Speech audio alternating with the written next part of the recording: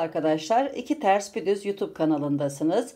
Bugünkü projemiz küçük bir günlük çanta. Yapılışı gerçekten çok kolay. Tığ ile örülüyor. Tığ işine yeni başlayan arkadaşlar da bu çantayı kolaylıkla örebilirler. Videoda ayrıntılı bir şekilde anlatılıyor. Ayrıntılara geçmeden önce küçük bir hatırlatmada bulunmak istiyorum. Kanalıma abone olur, beğeni ve yorumlarınızla kanalımı desteklerseniz çok mutlu olurum arkadaşlar. Görüşleriniz benim için çok değerli. Gelelim ayrıntılara. Çantanın ölçülerini vererek başlamak istiyorum. Çantanın eni 22 santimetre, yüksekliği 18 santimetre, derinliği ise 6 santimetre. Çantayı bir bütün olarak örüyoruz. Önce ön bölümü örüyoruz. Ön bölümü örerken taban için ilmek ekliyoruz.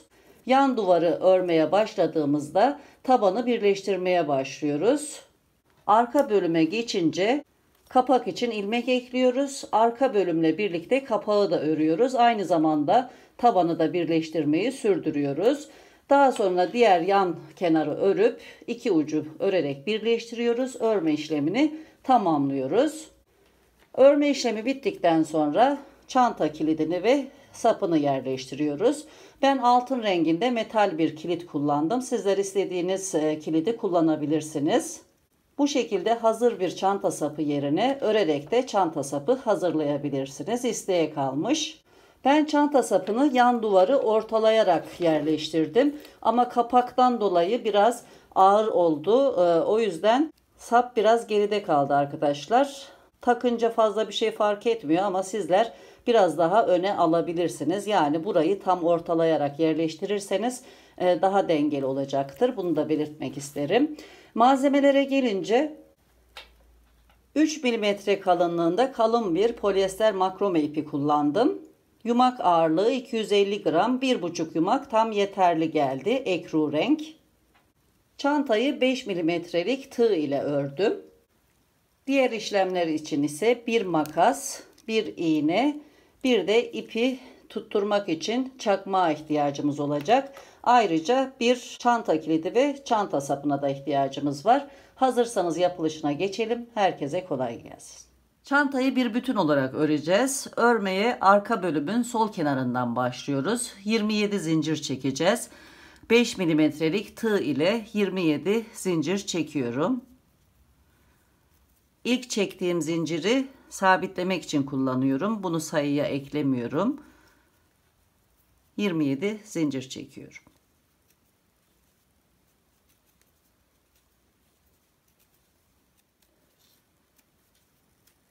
Toplam 27 zincir çektim.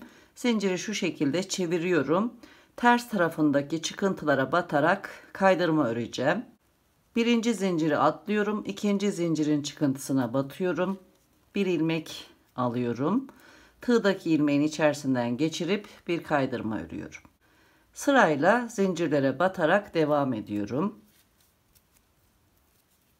Toplam 20 kaydırma örüyorum.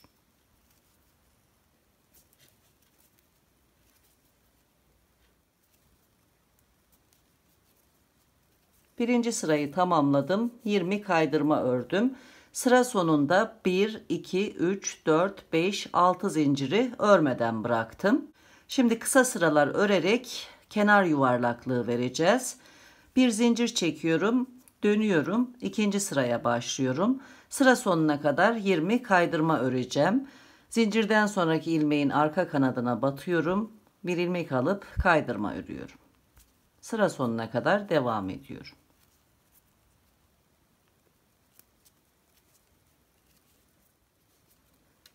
İkinci sıranın sonuna geldim. Son ilmeğe batacağım. Başlangıçtaki zinciri ilmek olarak saymıyorum. Buradaki V şeklinde olan ilmeğin arka kanadına batıyorum ve 20. kaydırmayı örüyorum. İkinci sırayı tamamladım. Bir zincir çekiyorum, dönüş yapıyorum. Üçüncü sıraya başlayacağım. Sıra sonuna kadar 20 kaydırma öreceğim. 2 ilmek de buradan ekleyeceğim ayırmış olduğum zincirlerden. Ve ilmek sayısı 22 ilmeğe çıkacak. Devam ediyorum. Üçüncü sıranın sonuna geldim. Toplam 20 kaydırma ördüm. Şimdi kenarda bırakmış olduğum zincirlerden ikisine batıyorum. 2 ilmek daha ekliyorum.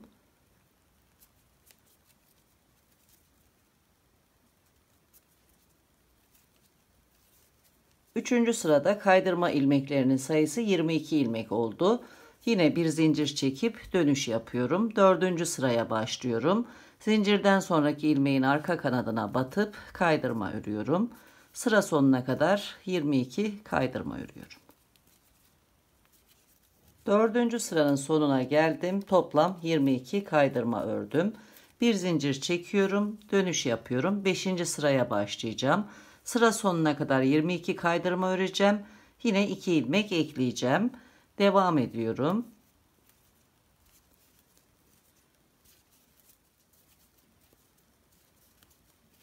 Beşinci sıranın sonuna geldim.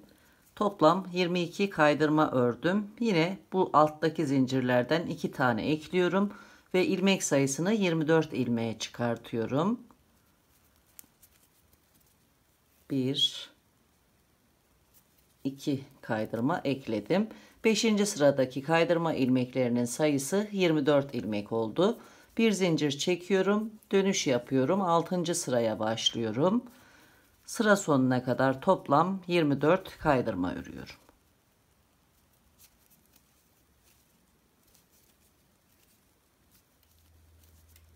Altıncı sıranın sonuna geldim. Toplam 24 kaydırma ördüm. Bir zincir çekiyorum, dönüyorum. 7. sıraya başlıyorum. Sıra sonuna kadar 24 kaydırma öreceğim. Kalan son 2 zinciri de ekleyeceğim. Devam ediyorum.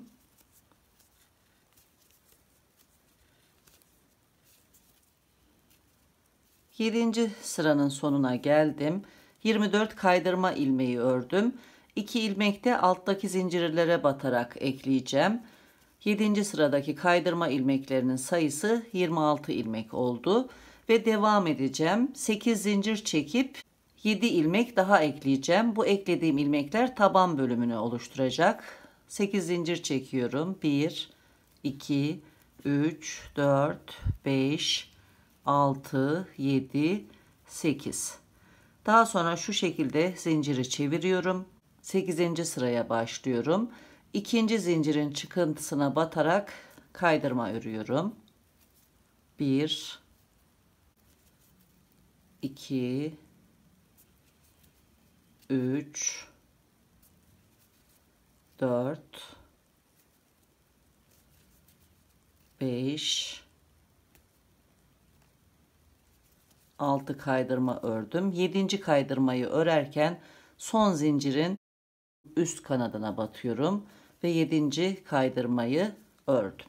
Taban için 7 ilmek ekledim. Şimdi devam ediyorum. Sıra sonuna kadar kalan 26 ilmeği örüyorum.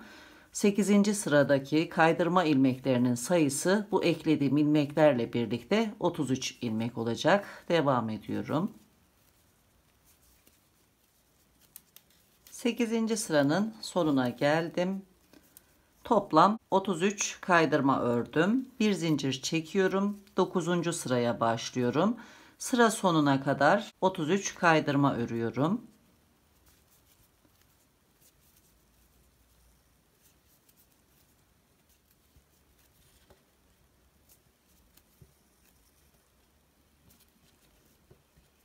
Dokuzuncu sırayı tamamladım. Toplam 33 kaydırma ördüm.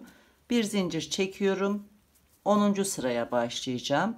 Yine zincirden sonraki ilmeğin arka kanadına batarak sıra sonuna kadar 33 kaydırma örüyorum.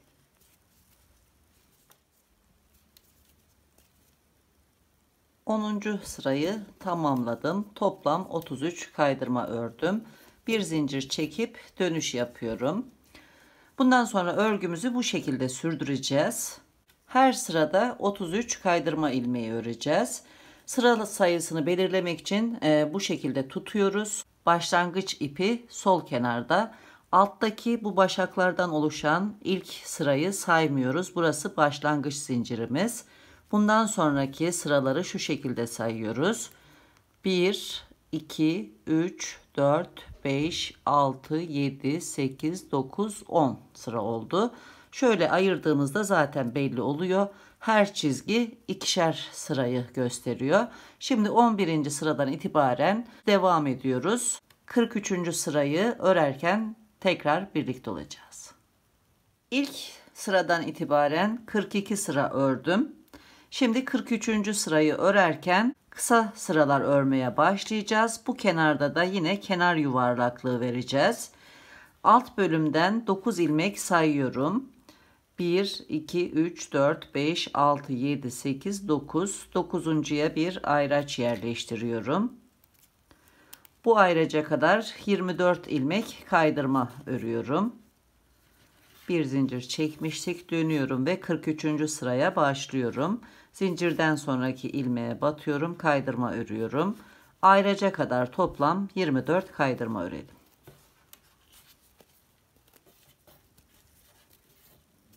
...43. sırayı tamamladım. Ayraca kadar toplam 24 kaydırma ördüm. Ayraçtan itibaren de 9 ilmeği örmeden bıraktım. Dönüş yapıyorum. Bir zincir çekiyorum. 44. sıraya başlıyorum. Zincirden sonraki ilmeğin arka kanadına batıp sıra sonuna kadar 24 kaydırma örüyorum.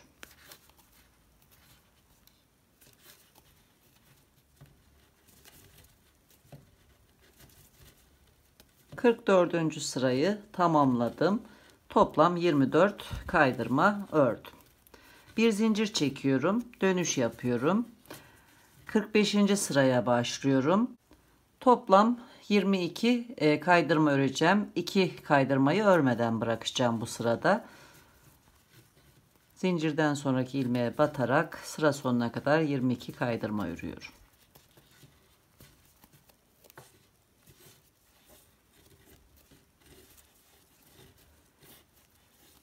...45. sıranın sonuna geldim. 22 kaydırma ördüm. 2 ilmek kaydırmayı örmeden bırakıyorum. Bir zincir çekip dönüş yapıyorum. 46. sıraya başlıyorum. Zincirden sonraki ilmeğin arka kanadına batıp sıra sonuna kadar 22 kaydırma örüyorum.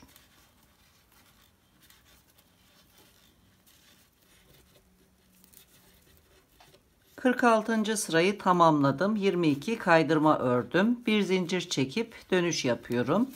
47. sıraya başlayacağım. Sıra sonuna kadar 20 kaydırma örüyorum.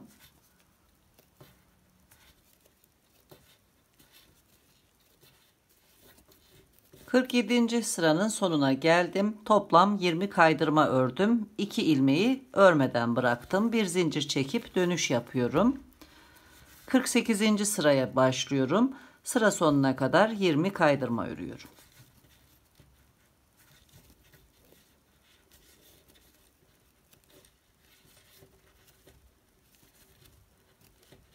48. sırayı tamamladım. 20 kaydırma ördüm. Bir zincir çekip dönüş yapıyorum. 49. sıraya başlayacağım. Buraya kadar 20 kaydırma öreceğim. Daha sonra buralarda örmeden bırakmış olduğum 6 ilmeği de ekleyeceğim ve 49. sırayı 26 kaydırma ile tamamlayacağım. Devam ediyorum.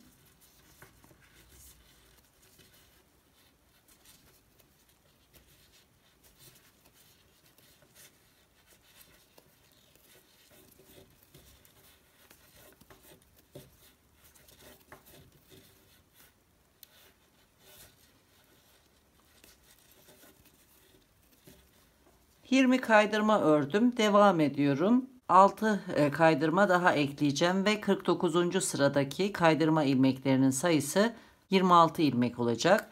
Şimdi alt sırada örmeden bırakmış olduğum ilmeklere batıyorum. 21, devam ediyorum. 22, 23, 24,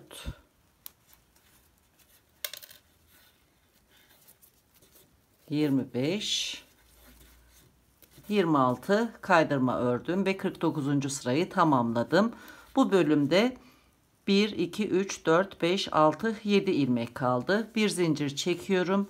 Dönüş yapıyorum. 50. sıraya başlıyorum. Sıra sonuna kadar 26 kaydırma örüyorum.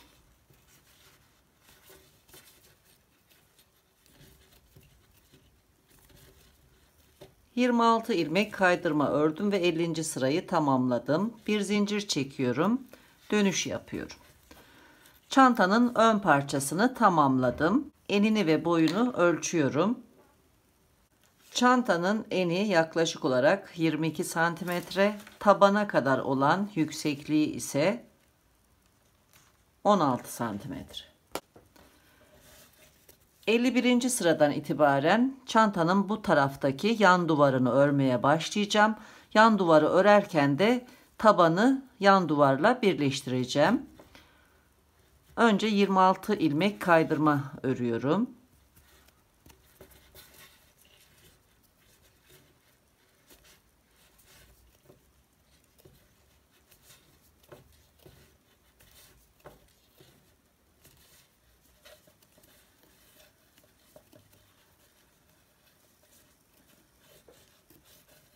...51. sıranın sonuna geldim. 26 kaydırma ilmeği ördüm. Şimdi ilk taban bağlantısını yapacağız. Bir zincir çekiyorum. İlmeği şu şekilde uzatıyorum. Tabandaki ilk ilmekten sayıyorum. 1, 2. İkinci ilmeğe alttan bu şekilde batıp dönüş yapıyorum. İlmeği geriye doğru çekiyorum. Bir zincir çekiyorum. 52. sıraya başlıyorum. Buradaki bağlantı ilmeğini atlıyorum. İkinci ilmeğin arka kanadına batarak sıra sonuna kadar 26 kaydırma örüyorum. Bu birincisi. Devam edelim.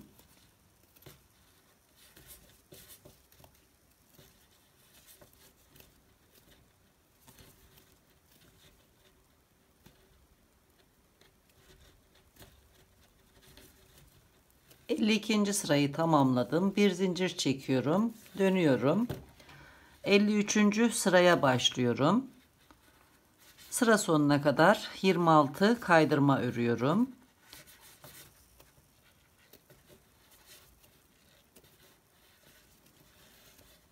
...53. sıranın sonuna geldim. 26 kaydırma ördüm. Bu ilmeği saymıyorum. Bu bağlantı ilmeğimiz. Bir bağlantı ilmeği örüp ilmeği uzatıyorum. Bir ikinci ilmeğe alttan bu şekilde batıp dönüyorum. İlmeği geriye çekiyorum. Sıkıştırıyorum. Bir bağlantı zinciri çekiyorum. 54. sıraya başlıyorum.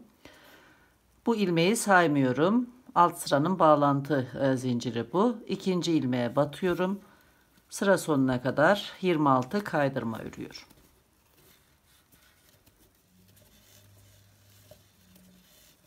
...54. sırayı tamamladım. Bir zincir çekiyorum.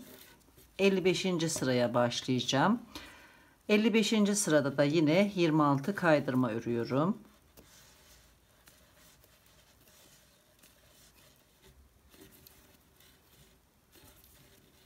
...55. sıranın sonuna geldim. Toplam 26 kaydırma ördüm. Yine bağlantı ilmeğini örmüyorum. Bir zincir çekiyorum. İlmeği uzatıyorum. Alttaki ilmeklerden ikincisine alttan bu şekilde batıyorum. Bir ilmek fazladan artacak. Dönüyorum. İlmeği geriye çekip sıkıştırıyorum. Bir zincir çekiyorum. 56. sıraya başladım. Alt sıranın bağlantı ilmeğini atlıyorum. İkinci ilmeğe batarak sıra sonuna kadar 26 kaydırma örüyorum.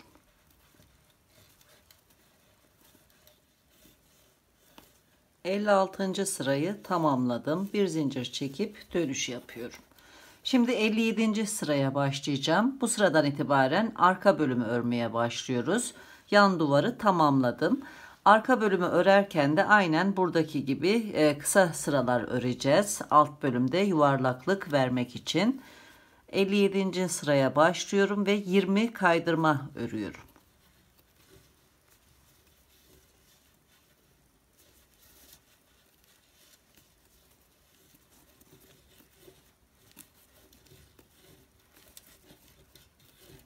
57. sırayı tamamladım. 20 kaydırma ördüm. Alt bölümde ise 1, 2, 3, 4, 5, 6 ilmeği örmeden bıraktım. Bu ilmek bağlantı ilmeğimiz. Bunu saymıyoruz. Şimdi bir zincir çekiyorum. Dönüş yapıyorum. 58. sıraya başlayacağım. 20 kaydırma öreceğim ve devamında 25 zincir çekerek kapak bölümünü ekleyeceğim. Devam edelim.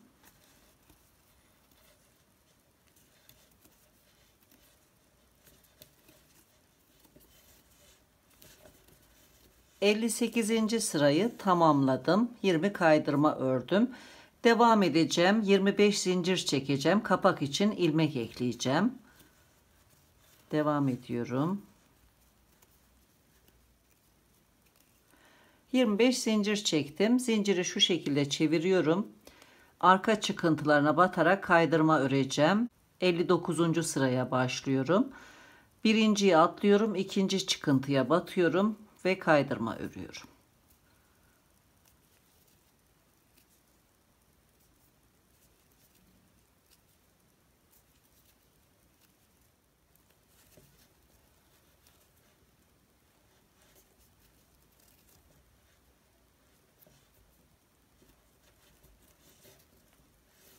Kapak için 23 kaydırma ördüm.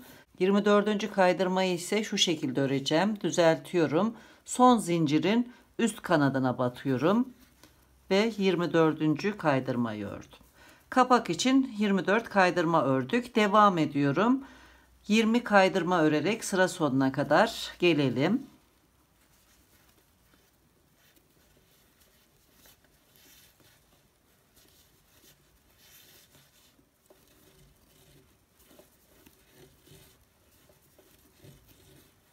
...59. sıranın sonuna geldim. Kapak için eklemiş olduğum 24 kaydırma da dahil olmak üzere 59. sırada buraya kadar 44 kaydırma ördüm. 2 tane de alttaki örmeden bırakmış olduğum ilmeklere batarak örüyorum. 59. sıradaki kaydırma ilmeklerinin sayısı 46 ilmek oldu. Bir zincir çekip dönüş yapıyorum. 60. sıraya başlıyorum. 60. sırada ise son 6 ilmeğe kadar olan kaydırma ilmeklerini öreceğiz. Burada da yine yuvarlaklık vermek için kısa sıralar öreceğiz. Toplam 40 kaydırma örelim. 60. sıraya başladım.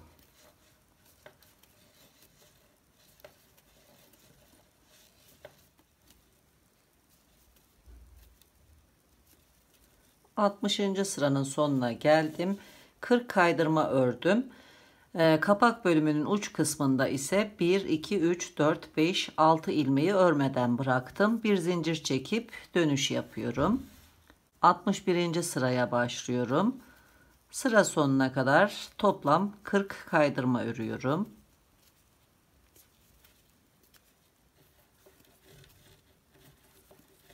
...61. sıranın sonuna geldim. 40 kaydırma ilmeği ördüm. Bu alt tarafta bırakmış olduğumuz ilmeklerden 2 tane daha ekliyorum. Ve 61. sırayı 42 ilmekle tamamlıyorum. Bir zincir çekip dönüş yapıyorum. 62. sıraya başlıyorum. Sıra sonuna kadar 42 ilmek öreceğim. Burada da yine örmeden bırakmış olduğumuz ilmeklerden 2 ilmek ekleyeceğim. Sıra sonuna kadar devam edelim.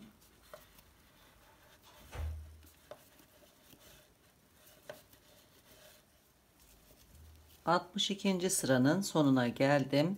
42 kaydırma ilmeği ördüm. 2 ilmek de örmeden bırakmış olduğumuz ilmeklerden ekliyorum. 62. sıradaki kaydırma ilmeklerinin sayısı 44 ilmek oldu. Bir zincir çekiyorum, dönüş yapıyorum. 63. sıraya başlıyorum. Sıra sonuna kadar 44 kaydırma örüyorum.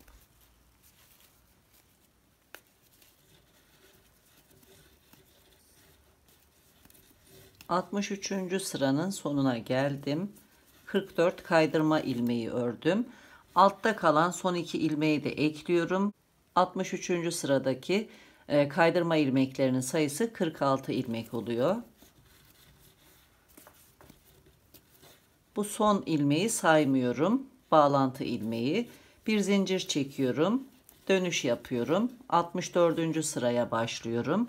Sıra sonuna kadar 46 kaydırma örüyorum.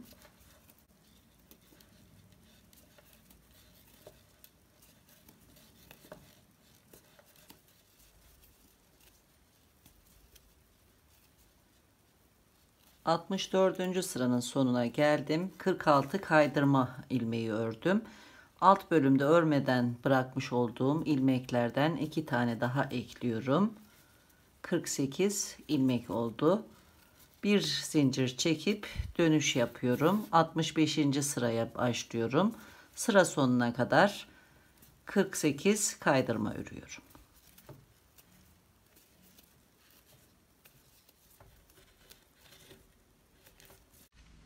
...48 kaydırma ilmeği ördüm ve 65. sırayı tamamladım. Tek sıralar çantanın iç kısmına bakarak örülecek. Şimdi bir zincir çekiyorum. Bağlantı zincirimiz. Dönüş yapıyorum. 66. sırayı öreceğim. 66. sıra çift sıra. Çift sıralar dış taraftan devam edecek. Şimdi arka ve ön parçaların taban bölümlerini birleştirmeye başlıyorum.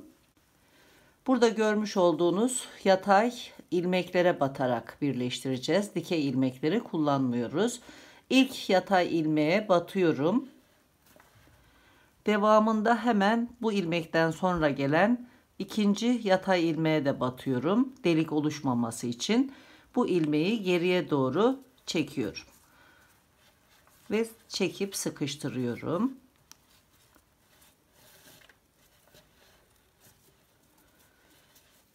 Bir bağlantı zinciri çekiyorum. 66. sıraya başladım. Alt sıranın bağlantı ilmeğini atlıyorum. İkinci ilmeğin arka kanadına batıp kaydırma örmeye başlıyorum. Bu birinci kaydırma. Sıra sonuna kadar 48 kaydırma örüyorum. Bu şekilde devam edelim.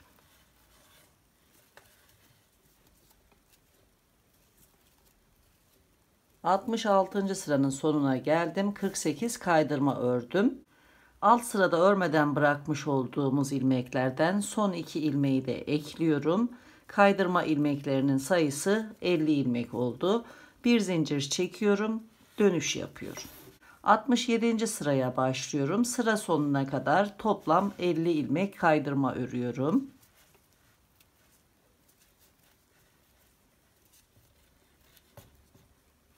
...67. sıranın sonuna geldim. Toplam 50 ilmek kaydırma ördüm. Son ilmeği saymıyorum. Bağlantı ilmeğimiz. Yine bir bağlantı ilmeği örüyorum. Dönüş yapıyorum. 68. sıraya başlayacağım. Aynı şekilde taban bölümünü birleştireceğiz. Yine yatay ilmeğe batıyorum. İlk ilmeğimiz buydu. Önceki sırada birleştirmiştik. İkinci yatay ilmeğe batıyorum. Devamında bu ilmeğin altındaki diğer yatay ilmeğe de batıyorum. Tığımda 2 ilmek oldu. İlmeği geriye doğru çekiyorum. Taban bölümünü birleştiriyorum. Daha sonra bir bağlantı zinciri örüyorum. Alt sıranın bağlantı ilmeğini atlayacağım. İkinci ilmeğe batıyorum ve 68. sırayı örmeye başlıyorum. Sıra sonuna kadar toplam 50 kaydırma örüyorum.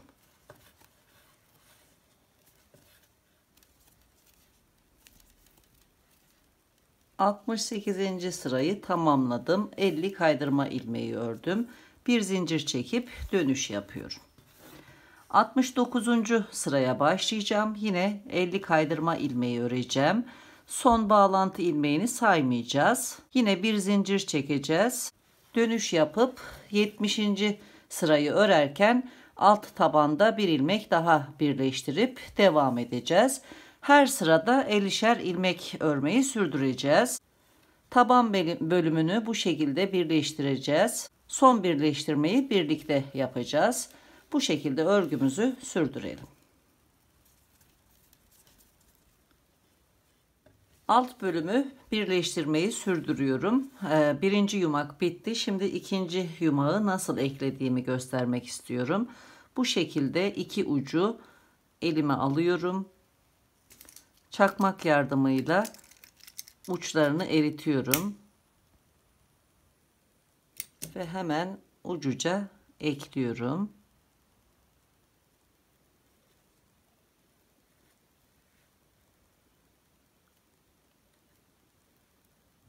Gördüğünüz gibi çekiyorum. Kopmuyor. Birleşti. Düğüm atarak birleştirmiyoruz.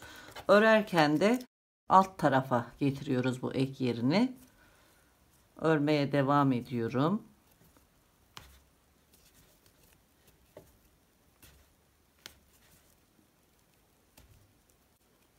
Zaten arka tarafta kaldı.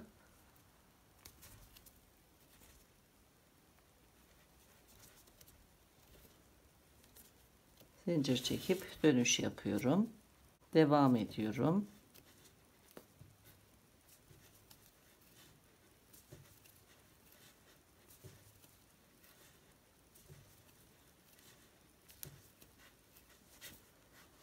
Ek yeri burası. Gördüğünüz gibi ön taraftan hiç belli olmadı. İpinizi bu şekilde ekleyebilirsiniz. Şimdi aynı şekilde örmeyi sürdüreceğim. 97. sıranın sonunda tekrar birlikte olacağız. 97. sırada 50 kaydırma ördüm. Sıra sonunda bir zincir çekiyorum. Dönüş yapıyorum. Son bağlantı ilmeğine batıp burayı bağlayacağız. Önce üstteki ilmeğe batıyorum. Daha sonra bu ilmeğe paralel olan ikinci ilmeğe batıyorum. İlmeği geriye doğru çekiyorum. Bir bağlantı zinciri örüyorum. Sıra sonunda 2 ilmek kalana kadar toplam 48 kaydırma öreceğim. Şimdi aynen buradaki gibi köşe kısmını yuvarlatacağız. 98. sıraya başlıyorum.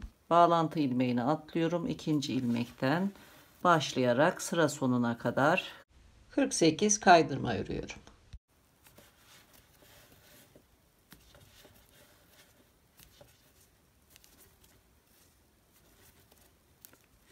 Son 2 ilmeği örmeden bırakıyorum. 98. sırada toplam 48 kaydırma ördüm. Bir zincir çekip dönüş yapıyorum. Sıra sonunda 2 kaydırma ilmeği kalana kadar toplam 46 kaydırma öreceğim. Alt bölümde de yuvarlaklık vermek için kısa sıralar örmeye başlıyoruz. Zincirden sonraki ilmeğe batarak 99. sıraya başlıyorum. Sıra sonuna kadar 46 kaydırma örüyorum.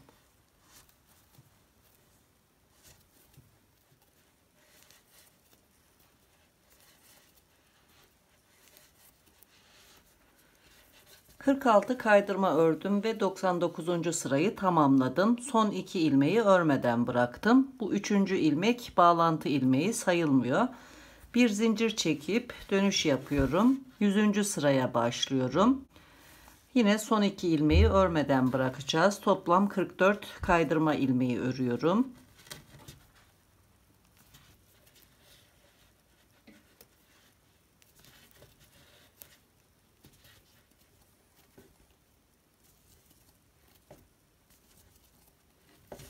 ...44 kaydırma ördüm ve 100. sırayı tamamladım. Son 2 ilmeği örmeden bıraktım. Bir zincir çekip dönüyorum. 101. sıraya başlayacağım. Son 2 ilmeğe kadar toplam 42 kaydırma öreceğim.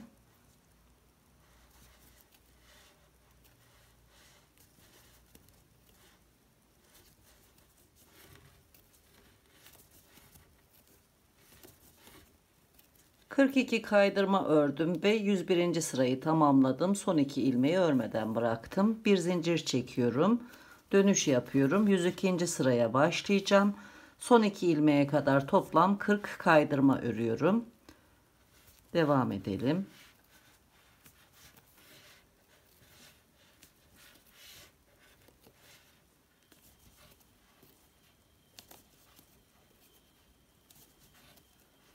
Toplam 40 kaydırma ördüm ve 102. sırayı tamamladım. Yine son 2 ilmeği örmeden bıraktım. Bir zincir çekip dönüş yapıyorum.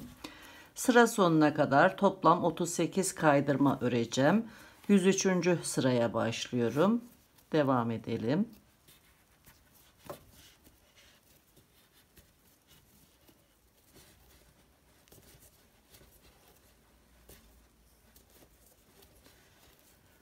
...38 kaydırma ördüm ve 103. sırayı tamamladım. Sıra sonundaki 2 ilmeği örmeden bıraktım. Bir zincir çekip dönüş yapıyorum. 104. sıraya başlayacağım. Sıra sonuna kadar 38 kaydırma öreceğim ve devamında örmeden bırakmış olduğum 6 ilmeği de ekleyeceğim. 104. sıradaki ilmek sayısı 44 ilmek olacak. 104. sıraya başlıyorum. Sıra sonuna kadar 38 kaydırma örüyorum.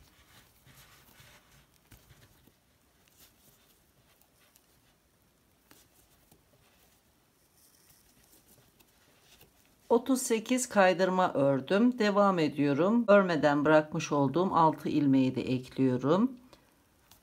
39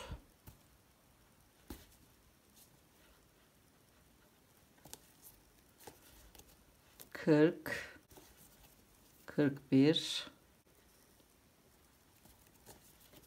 42 43 44. 104. sırayı tamamladım. Bir zincir çekip dönüş yapıyorum.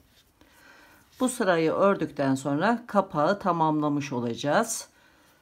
105. sıraya başlıyorum. Sıra sonuna kadar 44 kaydırma örüyorum.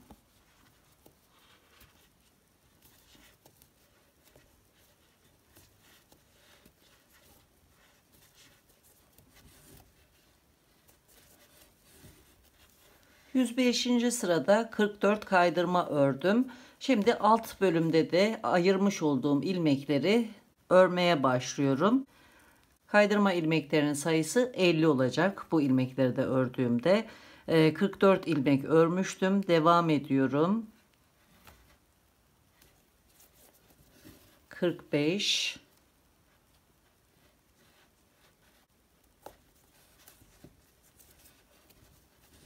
46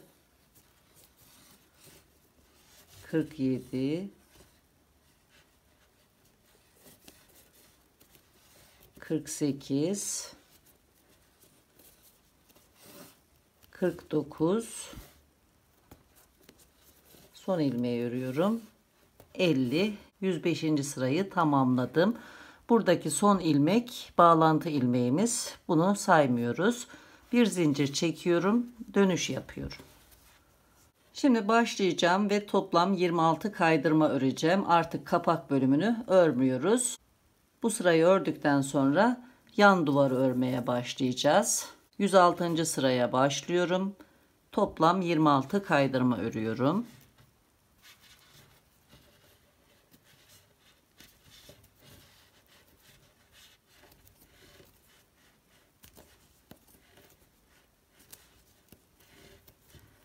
...26 kaydırma ördüm.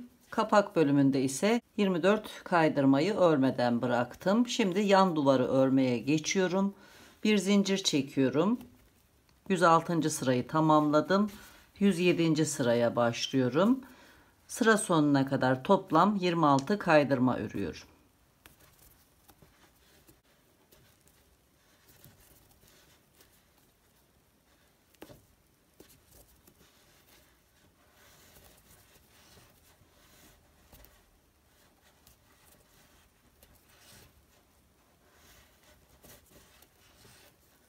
...26 kaydırma ördüm ve 107. sırayı tamamladım. Şimdi yan duvarı taban bölümüyle birleştireceğim. Bir bağlantı ilmeği örüyorum. Dönüyorum bu şekilde. Burada toplam 7 ilmeğimiz var. 1, 2, 3, 4, 5, 6, 7. Bu ilmek bağlantı ilmeği. Bunu saymıyoruz. Şimdi buradan bağlantı ilmeğinden sonra bir ikinci ilmeğe batıyorum. İlmeği şu şekilde iki kanadına birden battım. Burası başlangıçta çekmiş olduğumuz zincir. Bu ilmeği geriye doğru çekiyorum.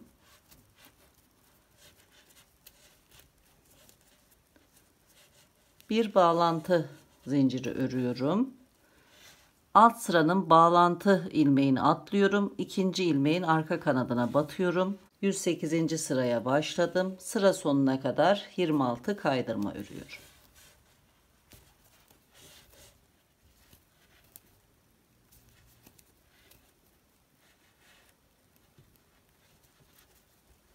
...26 kaydırma ördüm ve 108. sırayı tamamladım. Bir zincir çekip dönüş yapıyorum. 109. sıraya başlıyorum. Sıra sonuna kadar 26 kaydırma örüyorum.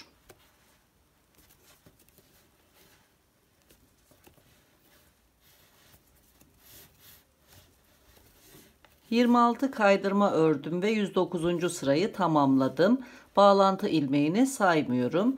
Bir bağlantı ilmeği örüyorum. Dönüyorum. 110. sıraya başlayacağım.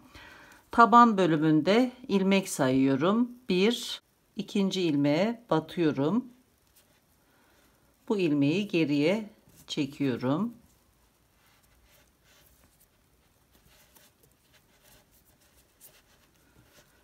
Bir bağlantı zinciri örüyorum. Alttaki bağlantı ilmeğini atlayıp ikinci ilmeğin arka kanadına batıyorum. 110. sıraya başladım. Sıra sonuna kadar 26 kaydırma örüyorum.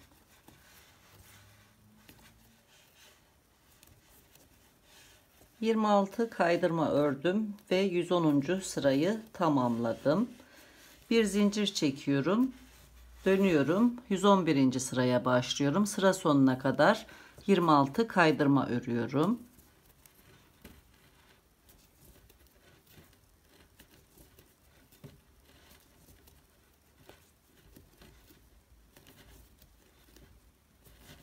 ...26 kaydırma ilmeği ördüm. 111. sırayı tamamladım. Bu bağlantı ilmeğini örmüyorum. Bir bağlantı ilmeği örüp dönüyorum. Şimdi 112. sıraya başlayacağım. Buradan itibaren 2 ilmek sayıyorum. 1, 2, ikinci ilmeğin her iki kanadına birden batıyorum. Bu ilmekten sonra bir ilmek kaldı. Şimdi bu ilmeği geriye çekiyorum.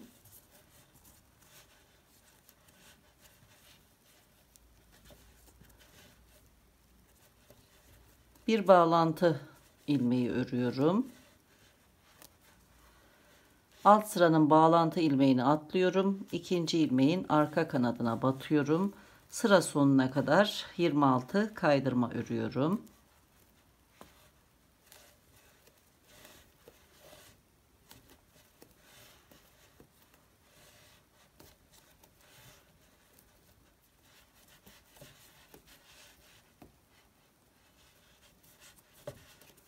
...26 kaydırma ilmeği ördüm ve 112. sırayı tamamladım. Bir zincir çekip dönüş yapıyorum. 113. ve son sırayı öreceğim. Sıra sonuna kadar yine 26 kaydırma örüyorum.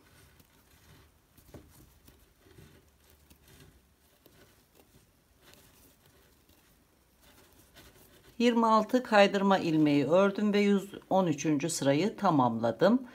Çantamızın örme işlemi bitti. Son bir işlem kaldı. Yan tarafı birleştireceğiz. Bir bağlantı zinciri çekiyorum ve çantayı ters taraftan örerek birleştireceğiz. Bu şekilde ters tarafını çeviriyorum. Birleşme işlemine geçmeden önce bu fazlalık ipi de temizliyorum. İlmekler arasında yürütüyorum.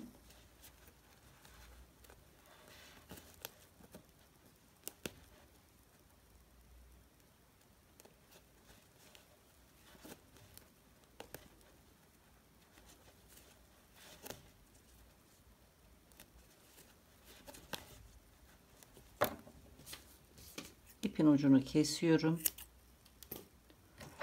Çözülmemesi için uç kısmını eritiyorum.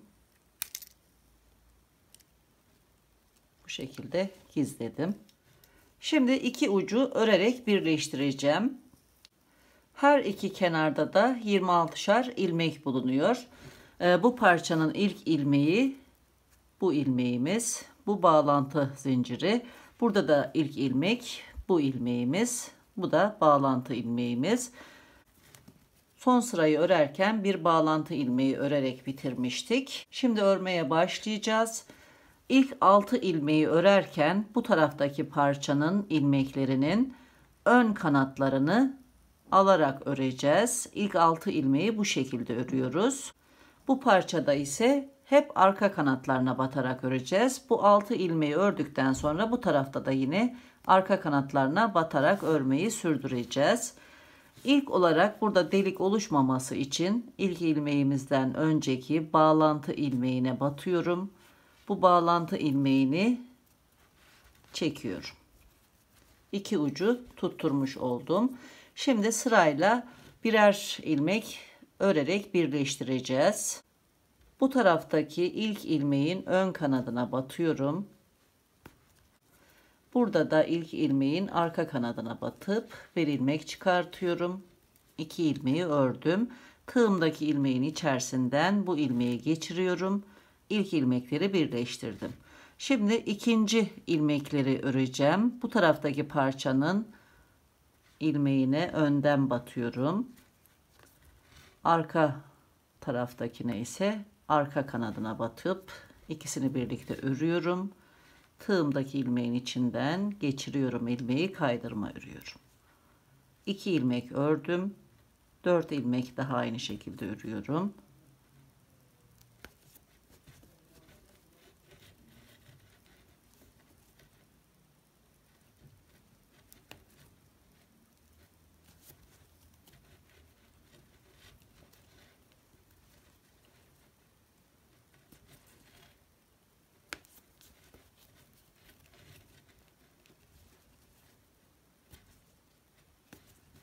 Altıncı ilmekleri örüyorum. Şimdi kalan ilmeklerin ise her iki parçada da arka kanatlarına batarak örüyorum bu şekilde.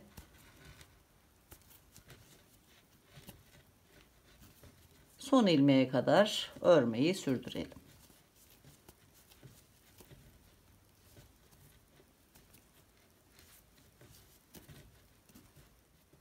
Öreceğim son 2 ilmek kaldı. Bu ilmekleri de örüyorum ve birleştirme işlemini tamamlayacağım.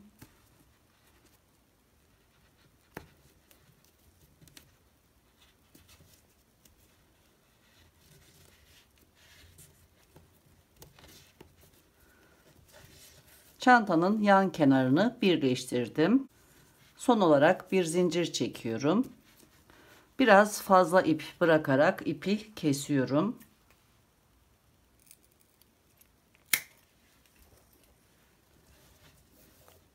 Bu şekilde ipi ilmeğin içerisinden geçirdim. Bu iple sap için dış kenara bir halka dikeceğim. Önce ipi bir iğneye geçiriyorum.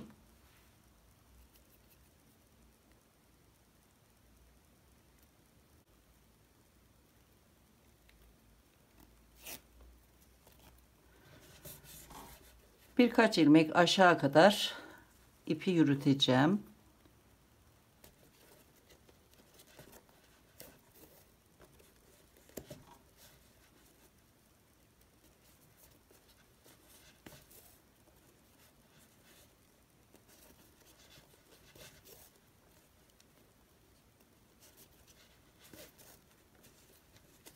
Bu şekilde. Şimdi çantayı çeviriyorum. Köşelerden bastırıyorum.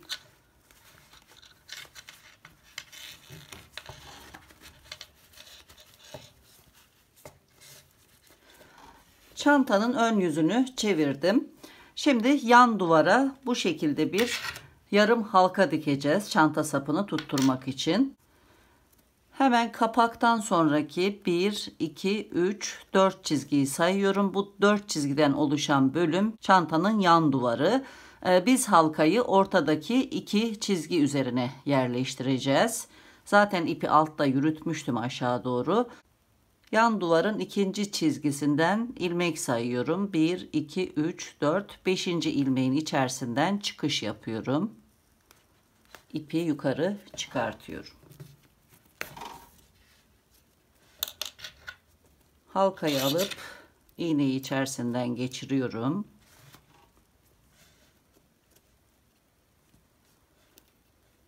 Hemen alttaki ilmeğe batıyorum. İpi aşağı çekiyorum yine. Şimdi hemen ilk çıkış yaptığımız yerin yan tarafından aradan yine iğneyi yukarı çıkartıyorum.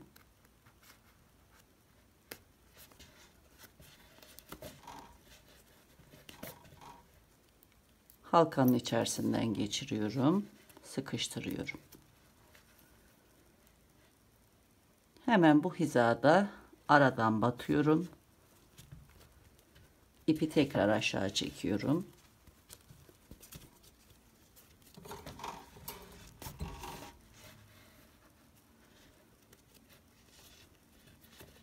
Hemen bu ilmeğin beşincisinden yukarı çıkıyorum. 1, 2, 3, 4, 5. ilmek.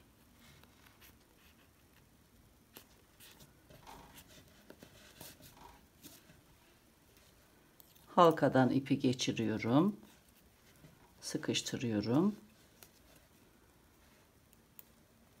Ve hemen alt ilmeğin içinden tekrar iğneyi aşağı çekiyorum. Bu kadar yeterli. Daha sonra ipi arada yürüterek gizliyorum. Önce sabitliyorum. Düğüm atacağım.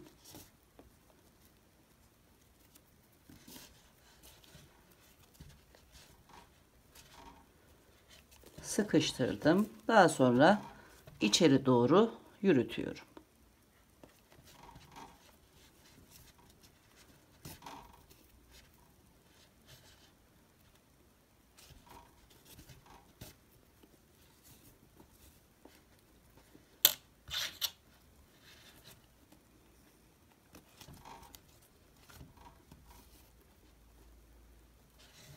Fazlalığı kesiyorum.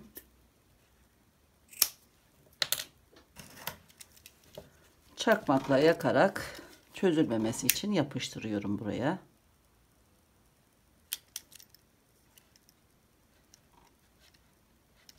Bu şekilde.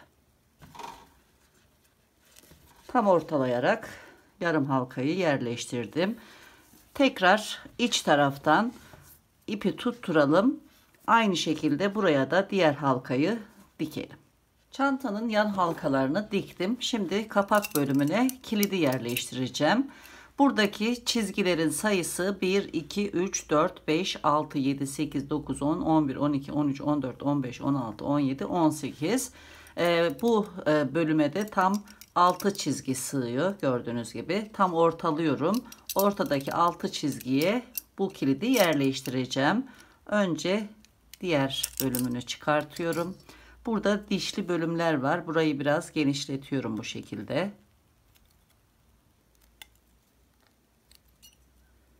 Şu şekilde yerleştireceğim. Bu dişleri ipe iyice geçireceğim ilmeklere. 1, 2, 3, 4, 5, 6 hemen buraya yerleştiriyorum.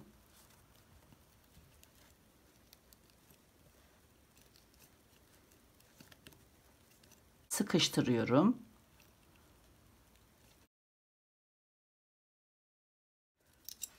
Şimdi kilidin diğer parçasını alıyorum. Arka tarafını çıkarttım.